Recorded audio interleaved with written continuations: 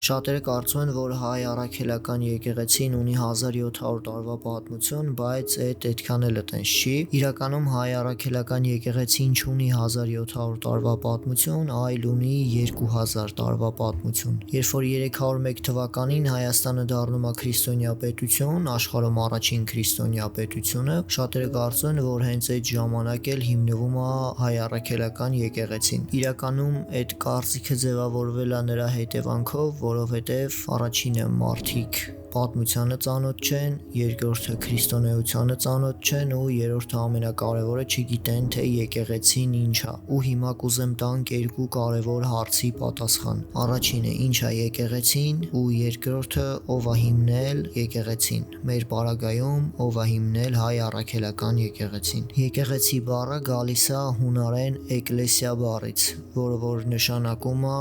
ժողով, հավաք։ Ամենապարզ ձևով ասած, եկեղեցին դա ի Քրիստոս հավաքվող մարդկանց ժողովն է։ Իսկ ի Քրիստոս ասելով ի նկատի չունենք միայն Քրիստոսի անունը տալով, որովհետև այսօր Եհովայի վկաներն են Քրիստոսի անունը տալիս, ի Քրիստոս ասելով ի նկատի ունենք ճշմարիտ առաքելական ուղղափառ ուսմունքը պահելով մարդկանց ժողովը եկեղեցին է։ Իսկ ավելի աստվածաբանական ու դավանաբանական իմաստով եկեղեցին Քրիստոսի հարսն է, Քրիստոս փեսան է, որը որ վերադառնալու է իր հարսի ետևից, եւ ինչպես Պողոս առաքյալն է ասում, եկեղեցին Քրիստոսի խորհրդական մարմինն է երկրի վրա։ Մարմնի մեջ տարբեր անդամներ կան, բայց բոլորով միասին մի մարմին են կազմում ու ամեն մարմին իր դերն ու նշանակությունն ունի։ Հետևաբար, երբ որ հալածվում է մարմնի մի անդամը, հալածվում է ամբողջ մարմինը, որովհետև բոլորս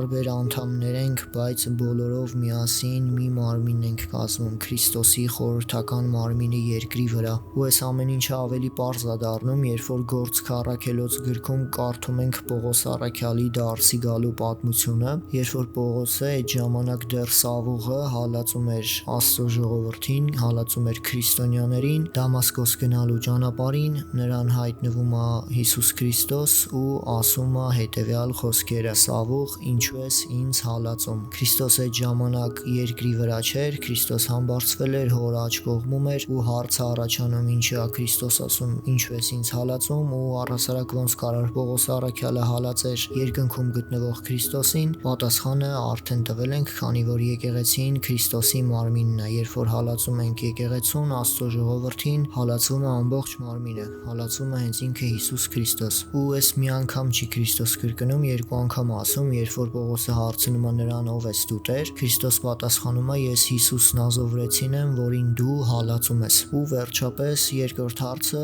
ով է հիմնել հայ առաքելական եկեղեցին, սրա պատասխանը ավելի պարզ է։ Հայ առաքելական եկեղեցու հիմնադիրը հենց ինքը Հիսուս Քրիստոսն է։ Ու մի խումբ մարդիկ էլ կան, որ կարծում են, որ հայ առաքելական եկեղեցու հիմնադիրները Թադեոս եւ Բարդուղիմեոս առաքյալներն են։ Այդքան էլ տենց չի, որովհետեւ հայ առաքելական եկեղեցին հիմնել է հենց ինքը Հիսուս Քրիստոս առաքյալների ձեռամբ։ Երբ որ կարդում ենք Մատթեոսի ավետարանի 28-րդ գլխի 19-րդ համարը, տեսնում ենք, որ Քրիստոս իր վերջին պատգամ հրանգն է տալիս իր առաքյալներին, ասելով. գնացեք բոլոր ազգերին, աշակերտ դարձրեք, մկրտեք նրանց Հոր, Որդու եւ Սուրբ Հոգու անունով, ու հենց այս հրահանգի համաձայն Տիրոջ առաքյալներից հենց կոնկրետ երկուսը, Թադեոսը եւ Բարդուղիմեոսը, եկել են Հայաստան, հիմնել են քրիստոնյա համայնքները, հիմնել են ի Քրիստոս հավաքվող հավատացյալների ժողովները, որը որ հենց եկեղեցին է, որը որ հենց հայ առաքելական եկեղեցին է, ու հենց առաքյալների քարոզչությամբ ու Տիրոջ